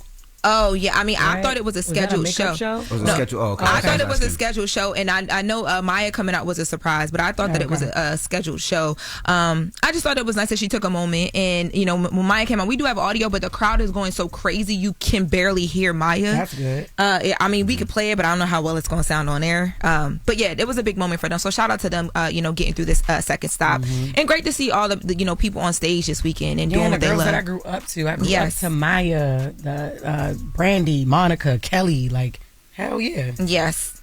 Well, that's it for this hour of the latest. Alrighty. Thank you, Lauren. Now we got Donkey today. Charlamagne, who you giving your donkey to? Man, every day of our lives we say we wish it would when it comes to our children. Correct. Well, what happens when it actually does happen? Is it worth it? We'll discuss for after the hour. All right. We'll get to that next. It's the Breakfast Club. Good morning. With the donkey. It's time for Donkey of the Day. There's a bunch of donkeys around here. With the hee-haw. Yes, you are a donkey. What the hell? What the hell? What more do you need, you donkey? Some donkey todays just sell themselves. Charlamagne, give it to him. Breakfast Club all day. Give it to him. Oh, man, Charlamagne. Who you giving Donkey of the Day to now? Well, Donkey of the Day for Monday, October 27th goes to 43-year-old David Scott Jr. Now, I get on this radio every day and tell you all to do your jail math, okay? Your jail math is when you find yourself in a situation and you have to calculate whether or not you can afford to do whatever time you will have to do if you react a certain way to said situation, okay? Everything has to be calculated, all right? The money you will spend on bail, if you even get one, the money you will spend on a lawyer. Can you even afford the time it will take to be arrested, processed, detained, etc., etc.? You have to make all these calculations in your head before you make certain decisions. Now, some of us have decided that if someone ever harms our kids in any way, we go into jail. And I, too, am in that number, okay? But what I need us parents to understand is there is levels to reacting, okay? It's 1 to before you harm somebody being the highest, all right? Our kids are worth it all. But everything doesn't require you to take it to 1 to 10, okay? Case in point, the story of David Scott Jr. from East Point, Michigan, all right? He was arrested after he allegedly threatened to shoot up an elementary school because they was playing in his child's face. I can't make this kind of stuff up. Let's go to, what's the name? ABC 7 Detroit for the report, please. Police say a parent at Pleasant View Elementary School got so upset that his first grader didn't get snack time Wednesday that he made threats to staff members during child pickup. He allegedly confronted the teacher and stated words to the effect of, "I'll air this out and I'll be back tomorrow." That suspect, 43-year-old David Scott Jr., shaking his head at the allegations in court Thursday for his arraignment. He pleaded not guilty, his bond set at $150,000 cash surety due to a criminal past. On Thursday, police added extra patrols to the area, and the school had only indoor recess as an additional precaution. But that child's mother tells me there's more to this story. Takeisha Watkins says their son has been coming home from school hungry for weeks. Overwhelmed by loud noises, sometimes he'll skip lunch, so snack time is sometimes the only time he has to eat. So he's been coming home hungry. But the school district told me there is no official snack time. And while the mother wasn't there at pickup Wednesday, she does not believe the allegations against Scott Jr. I mean, yes, we get upset as parents, and certain things could have been said, but I do not believe that came out of his mouth. Guess what race it is? I got this one. Shut up. No. Okay. Oh, God. Okay, don't act like they don't be appropriating our culture, too. You don't know what the race it is. Okay? Now, I did look it up on Urban Dictionary, though. Okay, just to be sure. And Urban Dictionary says, airs this bitch out is a term used by gangsters or really mad hood people with guns. Okay, the example Urban Dictionary uses is, Jamal, man, F this. I'm finna air this bitch out. Juanita, damn, you right. Let me grab my 9. It's safe to say that Urban Dictionary is ran by people who wouldn't be considered urban. Okay, by the way, I hate the term urban. But that site is clearly not ran by anyone from culture. Now, David Scott Jr. is saying he didn't say this. Okay, I don't know if he did or not. But whatever he said was enough to get him arrested. And I just want my brothers to know that we don't always have to take it there. Okay? Whatever there may be. And I also understand that this is a lot of us brothers' first time being fathers, and there is no manual for this thing. But this is why smart people learn from their own mistakes and wise people learn from the mistakes of others. We must learn from David Scott Jr., okay? You don't have to threaten the teacher. You don't have to threaten to shoot up the school. None of that, all right? Calmly request a meeting. Okay, request a meeting with the teacher or school administration to discuss your child not receiving a snack. Because when you're in this private setting, okay, emotions are less heightened, all right? The teacher in school can explain the snack policy or the fact that they may not have a snack policy. Then both parties can find a solution. Okay, this approach reduces conflict. It opens up communication. And it's just always good to have a witness around so nobody can say you said something you didn't. Okay, another thing you can do, just always feel free to gather information. All right, policy review. All right, that is very important. Sometimes we just assume wrongdoing, but maybe David should have checked to see if the school has an official snack policy. And then he would know that his child isn't actually missing snack time. They just don't, have a snack policy, okay? But that's why you should always make a formal complaint. That's another thing that you could do, all right? Write or submit a formal concern to the principal or school district. All of these things are better than making alleged public threat, okay? Because now you in jail, away from your child, and now you got to fight a case, all right? Money that could be going to your child's future is going to keeping you out of prison. This brother was charged with possession of ammunition by a prohibited person. Okay, that's a 5-year felony, all right, or a $5,000 fine. He's also charged with an intentional threat to commit an act of violence at a school. That's a misdemeanor, $1,000 fine. Disorderly, obscene conduct, and he's a habitual offender because this is his 4th offense. 3 previously committed crimes were drugs and weapons related, and his bond is $150,000. Okay, so that's about $15,000 because you usually got to pay 10%. Calculate your jail math, people. Calculate your jail math and always ask yourself, will it be worth it? Please give David Scott Jr. the biggest hee-haw. No game, huh? No. And this is also why you got to, be like, you know what, baby? You go down there and handle it. Because if I go down there and handle it, I'm going to jail. That's true. Okay? You know what I'm saying? True. So you got to go turn to the baby mama and say, you go down there and handle it. Because if I go down there and handle it, I'm going to jail. Some people not lying when they say that. Yeah. Okay? Yeah. Damn. All right. Well, thank you for that donkey today, sir. Mm-hmm. Now, when we come back, Ryan you think Holiday. We should play a game? Yes. You said you didn't want to. No, I don't want to. Why? Because it's what? Obvious? Yeah. What part was obvious? The air is out? What part was obvious? Whatever. Mm-hmm. Honestly, the whole story is the whole story. Mm-hmm. Yeah. Mm-hmm. Yeah. So we don't need to play. No need to play. All right. Okay.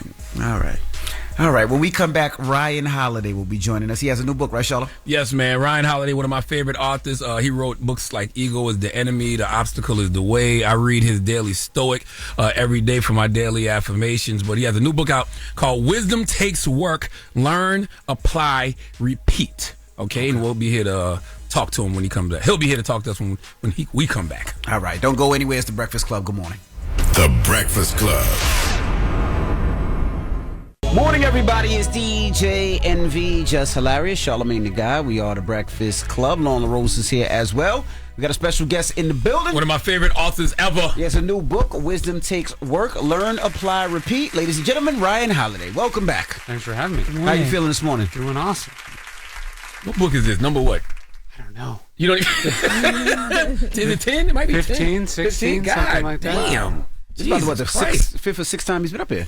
You guys have been very good to me. Yeah. We like having you, man. The Wisdom Takes Work, Learn, Apply, Repeat.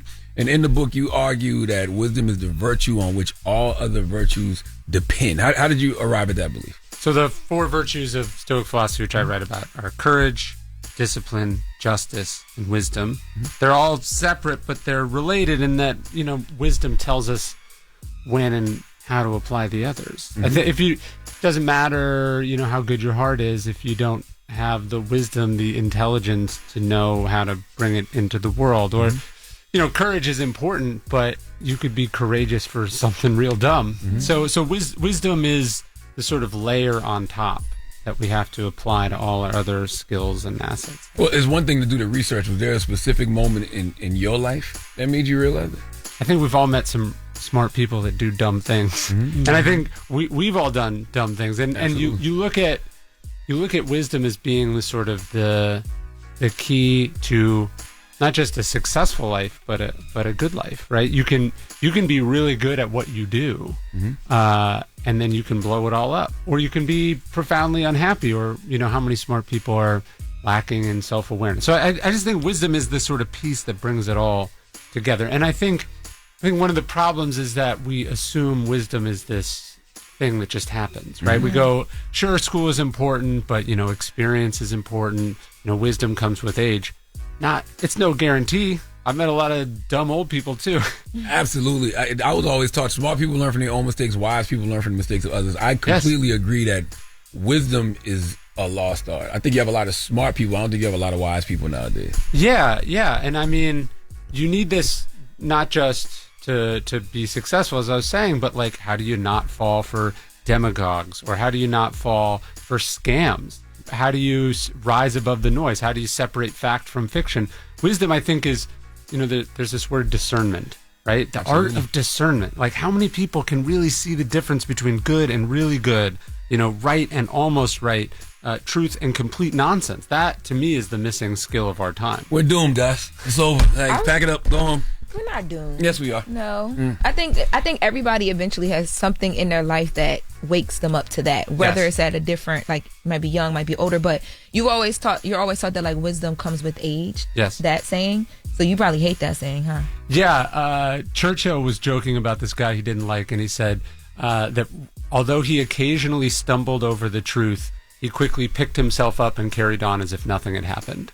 Right? So I think life is always teaching you, right? But you don't have to hear it. And so life will sometimes whisper, life will tell you nicely things that you need to know.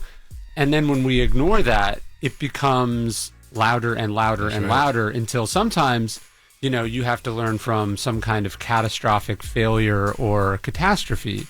And so, your point that we can learn from the experiences of others, that's the cheap, effective, efficient way to do it.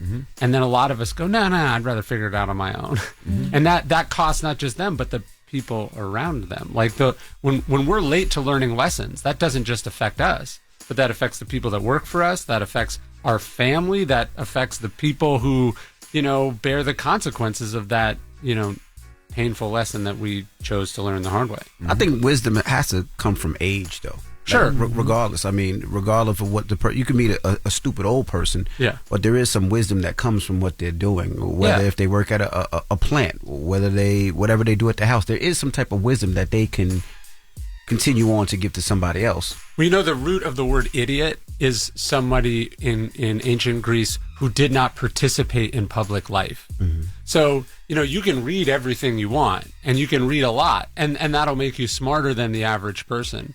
But if you're not engaged and involved, you're going to miss some things that you can only learn from experience. Da Vinci would sign his letters, a disciple of experience. You have to learn by doing. You have to put yourself out there. And that's why I say it's learn, apply, repeat. So you learn the things, you hear the lessons, you study, you go to school, then you got to go out in the world, and you find that a lot of what you learn now has to be applied, or a lot of what you learned, you didn't actually understand it. And then you repeat that cycle over and over and over again. And each time that's a positive feedback loop that's making you smarter and better. And they talk about education. A lot of people, and I'm seeing this a lot more and more, that people are not necessarily wanting to go to college. Sure. They feel like the education that they get in college, they can be taught more through life experiences. And they feel like the wisdom that those professors have might be outdated. Sure. What they're teaching. What's your thoughts on that? Well, look, I'm a proud college dropout, so I'm all about it. There is and always has been a difference between school and education. So I think the problem is if you don't know what you're trying to do, how do you know what the best form of schooling or education is for you? I say that all the time, by the way. I think it's stupid that we force kids to get out of high school and say, go to college and pick a major immediately. When they don't necessarily know what they want to do. If you know what you want to do, that's great. But there's been times where kids were like, I don't know. Like, don't make me pick a major and make me take these courses if I don't necessarily know what I want to do in life. And especially by the way, nowadays when we live in a world where we're kind of preparing for a future that won't even exist. Yeah. Because the AI going to be having all the jobs anyway. Well, and look, spending a couple $100,000 over 4 years is an expensive way to figure out what you want to do. Absolutely. Especially if at the end of it, you find out that what you want to do is something that didn't require college. For me, I met Robert Greene, our mutual friend, and then I realized that's what I wanted to do. And then I said, well, am I going to keep going to college, or am I going to go directly learn from the person who's done it? So I'm a big believer in apprenticeships and mentorships. You got to find your teachers. Sometimes those are college professors. Sometimes they're business executives. Sometimes they're, your neighbor down the street. But you got to find who can teach you how to do what you want to do. And when you started off as an apprentice with Robert Greene, one of the first things he put you on was 48 Laws of Power, right? No, I worked on the 50th Law. 50th Law. Like the first thing I did was transcribe in a world before AI. I transcribed hours and hours of interviews between him and 50. And so that was part of my education. It's just listening, not just listening to it, but having to painstakingly type it all out. And so I got this masterclass in not just how he worked, but all the people around him. But what I was actually learning was like how you put a book together. And Robert showed me how to research a book and how to write and then how to operate in the industry. You want to find the people who are further ahead in what you want to do and do it. Although to be fair, like in college, I think most professors are professionals in what they do. They're not just teachers. They're researchers, they're experts, they had a previous experience where they did the thing. And, every week they have office hours where they have to sit there and meet with the students, and nobody comes. So I thought the crazy thing for me is like I didn't go into the library at my college until after I dropped out and I was writing my first book, because I was like, oh, wait, this is an incredible free resource that I was too busy, doing the college kid thing to take advantage of. So all this stuff is there. It's just you got to be self-directed and self-motivated. Another claim you make in the book, you say cultivating wisdom requires mental struggle, and there's no shortcut for that. So what does mental struggle look like from a practical sense? Well, look, books are basically free. You can get them from the library. The amount of wisdom in a book is incredibly cheap. But it still takes work. You got to wrestle with the book. You got to read it. You got to put the time in. That's right. It's not just the struggle to make the time to do the work, to read, to go to class, whatever. But then it's also wrestling with big questions. Like if you think life is black and white, if you think it's easy, if you think everyone is trying to tell you the truth all the time, I think again you're going to find yourself pretty vulnerable. So it is a struggle. It's a battle. It's a battle against ignorance. It's a battle against misinformation. It's a battle against your own biases. I think one of the things the Stoics remind us is that your mind is not always your friend. We all have prejudices. We all have biases. We all have mental shortcuts that we do that prevent ego being another one that gets in the way of us learning and seeing what we need to see. So you got to struggle against yourself too. I was going to ask, with your books, it seems like your target, or your goal, is to allow people to think freely, but have an educated base that they're pulling from. Yeah. How hard is it becoming for you to go around teaching all of this in this time with this administration? I saw the thing that happened with you at the Naval Base and they're canceling your lecture that you do. Yeah, I've been doing a series of lectures at the Naval Academy on the Cardinal Virtues for the last 4 years, and the last one was canceled. I was supposed to lecture about wisdom, and I was going to talk about Admiral James Stockdale, who's a famous graduate there, who famously took a course on Marxism at Stanford before he was shot down in Vietnam and sent to a Marxist prison. And the idea is you want to learn from the enemy. You want to understand what they think, or else you're vulnerable to brainwashing and propaganda. Actually, Seneca, the Stoic philosopher, said this. He said, we want to study like a spy in the enemy's camp. So I was supposed to give this lecture, and a couple weeks before I went, they started removing books from the library at orders of the Secretary of Defense and the President because they were too woke or pro DEI. And I I own a bookstore. I can't get up there and give a lecture about wisdom as they're literally removing books from a library. So I was going to mention it, and they found out and they said, "Look, if you got to remove those slides, or you can't come talk here." Damn. And this is one of the elite universities in this country. These are people who someday are going to be piloting fighter jets or aircraft carriers or nuclear submarines. Like these cannot be sensitive little snowflakes, or we're in big trouble. These are people who are going to not just have to make highly complex technical decisions, but profoundly ethical and moral questions. And yet here we are protecting them, not just from potentially political books, but Maya Angelou's memoirs was one of the books that they removed, probably because no one in Hegseth's office has read it, knows anything about it. He probably ChatGPT told him it was a woke book, so he wanted to remove it. So I felt I couldn't do that, and that's, by the way, where all the virtues are interrelated, because it's not just knowing that book banning is stupid and reckless and dangerous, but then I have to decide, do I want to preserve my access? Or do I want to say what I think is true? And also, do you want the, Secretary of Defense to be mad at you? That's where courage comes in. But then also justice. Like, hey, it's the right thing, so you do the right thing. But yeah, we are in a dangerous moment. Do you know the word kakistocracy? No. So like oligarchy, democracy, right? Different types of governmental system. Kakistocracy is government by the stupidest. And that's what we are facing in this moment. People who are not just not smart, but actively afraid of and angry at and resentful of people who have competence and knowledge, because they're fundamentally threatened by it. Are they? So we have to replace the term idiocracy then? Yeah. I mean, idiocracy, it's a similar way to say the same thing. Okay. But I mean, I don't think the American people are that stupid. I think we are in a moment where we have elected a number of officials who are actively stupid and deliberately ignorant. And but what you said is interesting, because you said they're resentful of people who are smart. And to me, I'm like, I don't think they believe anybody's actually smarter than them.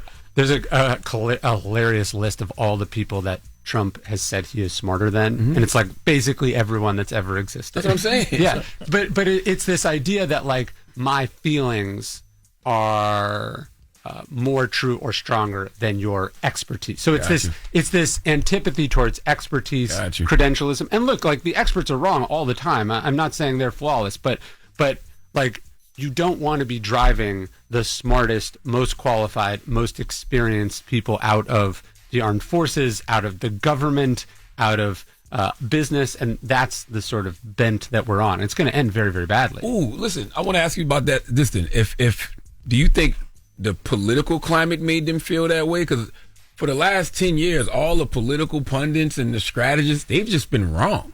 They have been wrong. Like, and that you know, this idea of negative capability. Negative capability is the idea: can you hold two opposing ideas in your head? So on the one hand, the experts are wrong a lot. On the other hand, expertise is still really important. So you can't throw the baby out with the bathwater. So you got to go, hey, why were the experts wrong about this, that, or the other? What biases or tendencies do they have that you got to protect against? And at the same time, you got to elect qualified people. You don't go, hey, that guy talks about the military on Fox News on the weekends. Let's put him in charge of the most powerful military in the world. I mean, he's not even qualified to be the spokesperson for the Pentagon, let alone running the Pentagon. And so you got to go, hey, here's what I believe, here's what I think is important, and then still respect, wisdom, intelligence, credentials, experience. I want to ask you, what role does listening more than talking play when you're in like a culturally diverse setting, or when you're sitting with somebody with a different ideology and you're listening to them? Yeah. But at some point you might be like, well, that's wrong with some bullshit. You just keep listening or you interject. But that is that idea of negative capability is like realizing, for instance, I have to think about this with my kids. My kids are never wrong about their feelings because they're their feelings. Now, I might feel differently. It might not change. Hey, you got to go to school. You got to do X, Y, or Z. But like, your opinion is your opinion. And so I think what strong people are able to do resilient people are able to do, wise people are able to do, is understand that people feel differently about different things, have different opinions about different things, and to be interested and curious about that without necessarily changing your mind all of the time. So that I think diversity is strength in the sense that you want to bring as many different opinions and viewpoints and worldviews into the equation. But at the end of the day, you do have to decide what you think, what you feel, what you're going to do, especially in a position of leadership. Like, the leader ultimately has to listen to everyone and then make and own the decision. But it's based on what their opinions are based off of, meaning your opinion or how you feeling could be a certain way. Yeah. But if it's based off of some bullshit that's not true, then your feeling is kind of wrong. You know what I mean? And I think that's our problem with expertise is people are like, well, but I don't want that to be true. And it's like, okay, that's great, and I respect that you don't like it, but it is what it is. Right. Well, Ryan Holiday, ladies and gentlemen, new book, Wisdom Takes Work. Learn, apply, repeat. It's available right now. And thank you for joining us. Always a pleasure when you pull up, Ryan. You're the best. Thank you, guys. Next time, bring some chocolate milk from a brown cow. I do have a brown cow. It does not make chocolate milk. It's the Breakfast Club. Good morning. The Breakfast Club.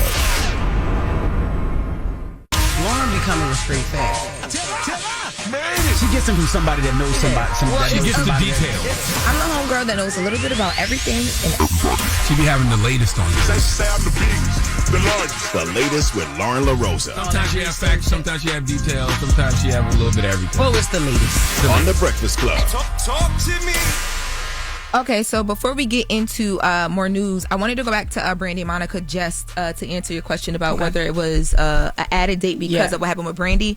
So I spoke to Black Promoters Collective, who are the promoters around this tour, and they said that it wasn't added because of what happened with Brandy. It was already added prior to Brandy in that first tour stop and her not being able to finish because of the demand there. Yeah. Tickets sold out, right? Yeah, because of the demand there, they added that, and they added a few other dates in other places as well too, because of the demand.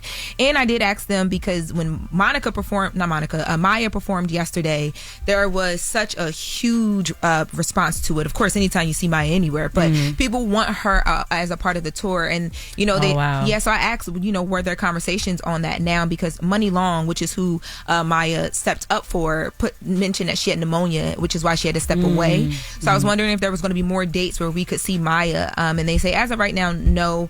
They go back on stage on the 29th in Detroit, and as of right now, Money Long is supposed to be well and be there, but if not, it's not off the table, and the people love Maya, and they say they felt the response and they hear the fans. That's not fair to compare Money Long to Maya, though. And the reason I say it's not fair is because you already have a nostalgic tour, right? Because you got Monica, you got Brandy, you got Kelly Rowland. So the people that are coming there are probably people that are into that nostalgia, that era. So when you put up Maya on there over Money Long, of course they're going to vibrate with Maya more. I feel like, too, there was conversations, because Coco Jones is on this tour as well, too, and she has been doing I didn't even know that. Yeah, she's been doing it. She's only on certain dates. She's been doing a great job on the dates where she showed up.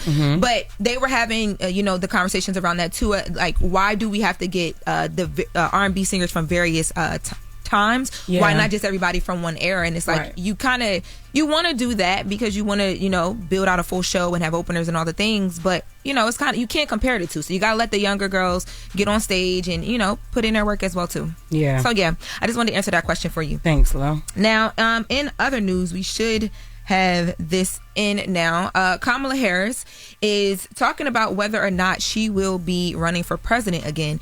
And surprisingly, she gave us a positive update. Let's take a listen. Of your baby nieces, Amara and Leela, when are they going to see a woman in charge in the White House? In their lifetime, for sure. Could it be you? Possibly. Have you made a decision yet? No, I have not. But you say in your book, I'm not done. That is correct. I am not done. I have lived my entire career a life of service, and it's in my bones. And there are many ways to serve. I've not decided yet what I will do in the future beyond what I am doing right now. But you've been very clear that it's a possibility you might run again to become president. And in my experience interviewing politicians, when someone says I'm not done, it means they are thinking seriously about running. But when you look at the bookies' odds, they put you as an outsider, even behind Dwayne "The Rock" Johnson. Is that underestimating you? I think there are all kinds of polls that will tell you a variety of things. I've never listened to polls. Did she say the bookie odds? She did. That sounds crazy. You know, Jess, you complimented me on these orchards. I walked in this morning and our producer, what's that called? Orchids. Yes, orchids. Yeah, somebody bought this orchid. Is it an orchid or orchids? It's all right. Just get through it. We know you're struggling. Well, our producer Eddie bought this orchid in for me, and when I read the card, these are from Kamala Harris. Oh, that's amazing.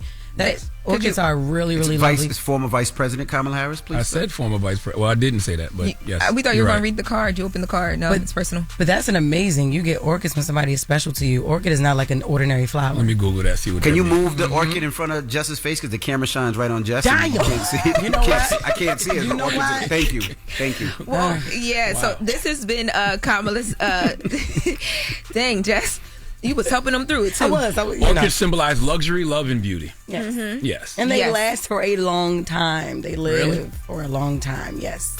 Yeah, so this was Kamala speaking with BBC. And the reason, it's Kamala Harris, so of course it's going to pick up, but people are picking this up as her strongest answer to date on whether she will run for president or not because of the possibly. So there is that.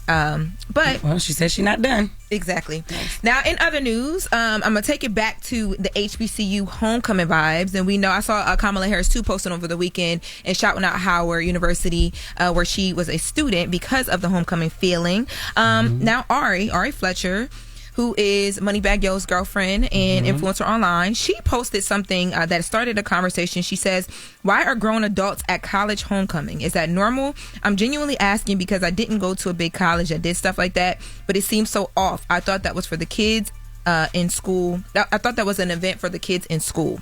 So she doesn't understand why alumni attend homecoming. You know, it could be interesting about that if she would have just left it at, is that normal? Is that normal? Let somebody answer as opposed to giving her opinion. Because she did say, I'm genuinely asking. That's right. Yeah. So, yeah.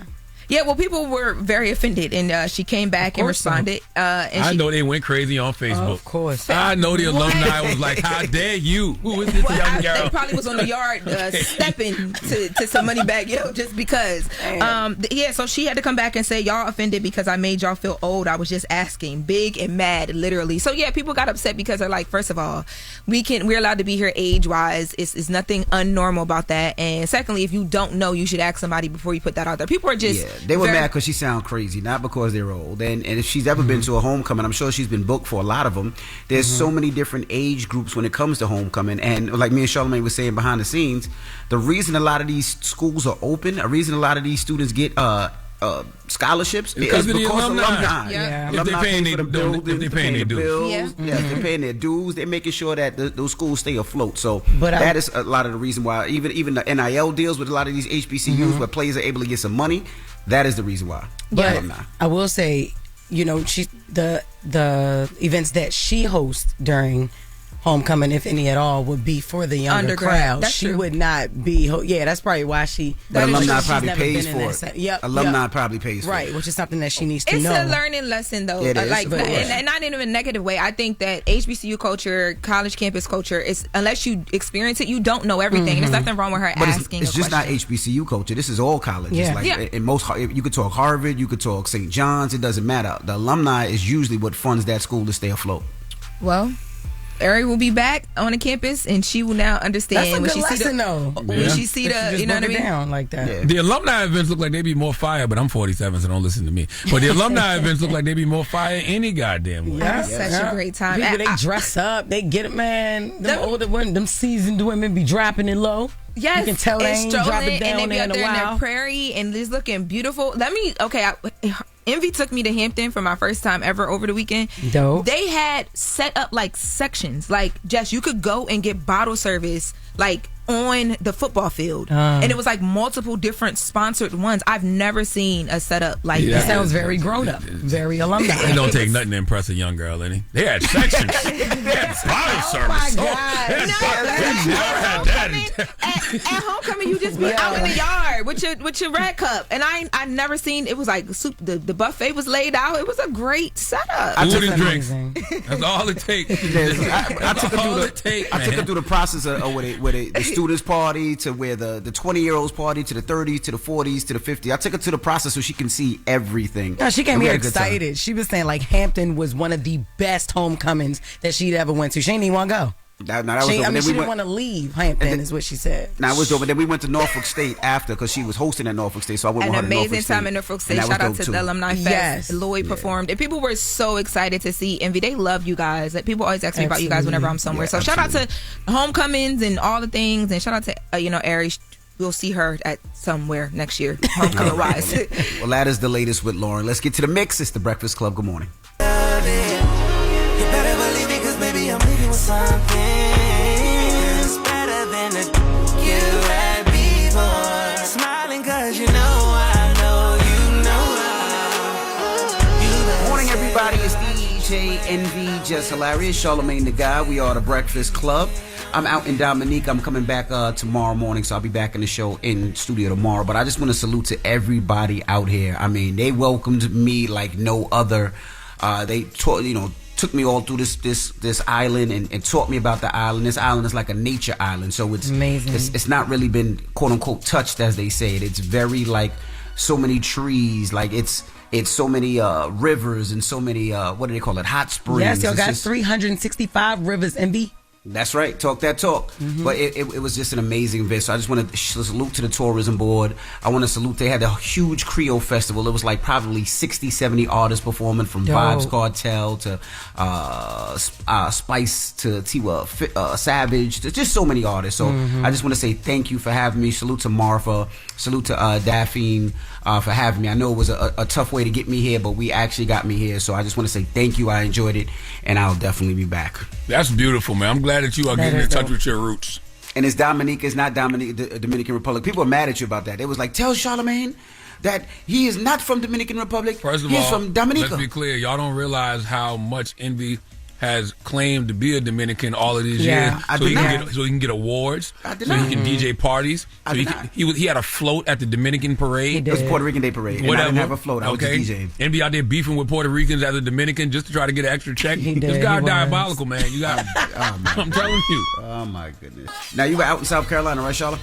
I was in South Carolina this weekend, man. It was the University of South Carolina's homecoming. You know, that's my wife's alma mater. She used to cheerlead for the University of South Carolina. And I was also there on Friday.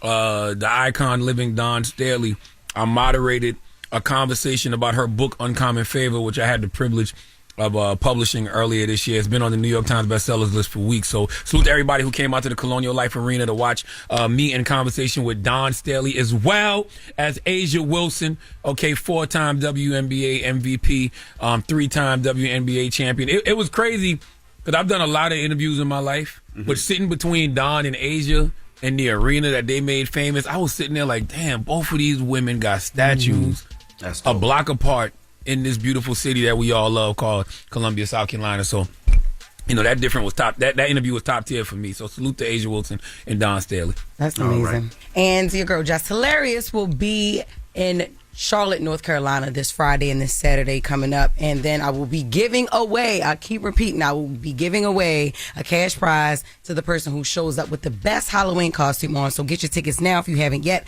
JessHilariousOfficial.com. I'll be in Charlotte, North Carolina this weekend. We got 4 shows, 2 on Friday, 2 on Saturday. JessHilariousOfficial.com. I love you, Charlotte. Can't wait to see y'all Friday. All right. Well, Charlotte, you got a positive note? I do, man. Salute to Ryan Holiday for showing up today. Salute to 112 Total and Case as well. Make sure you go check out that, what's the name of the tour? Room 112. The Room 112 tour that they're all on right now. But salute to Ryan Holiday. He's got a new book out, Wisdom Takes Work, Learn, Apply, Repeat. And I want to say one of the quotes from the book because I love this quote. The good thing about not being an expert about something is that it's a solvable problem. But ignorance, if you choose, can be a temporary state. Okay, expertise is merely a function of your interests, your teachers, and your drive. So basically, what he's saying is there's nothing that you cannot learn. So ignorance, if you choose, can be a temporary state.